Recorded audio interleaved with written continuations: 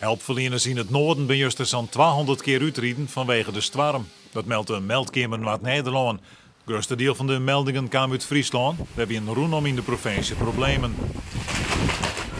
In een groot deel van de gevallen gaat het om omwaarde bjemmen of aanwaarde toeken. Die rekken auto's, blokkeren dieken of voelen op huizen. Dat gebeurde een keer rond de Nijta bij Drachten. 3 bjem ben op een monumentale plaats vallen. Op de Waardeiland kregen ze het juist er bot voor de kiezen. Benamen meest geen tinten waren troffen. Op camping Stortemelk op Vlieland binnen zo'n 100 tinten vernield door de storm. Er was een keer nog een eerste luifel. En door de wind, dan gingen die stokken omheen. Dus toen die ziekant. Nou, echt een hele squad erin, nou, dan is het gebeurd. Tientallen kampeerders moesten de nacht terugbrengen in het recreatiegebouw op de camping of in de sporthal van Vlieland.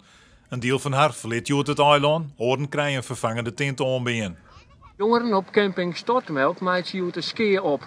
Het gong je juist een mol. Om 11:03 gong het je los en 3/4 van de tenten wie net bestand in de zwierde storm.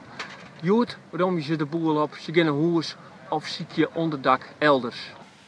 Ik op camping Terpstra op Skiel hadden kampeerders last van de storm. Peter Terpstra van de camping nam van de mond de ski op.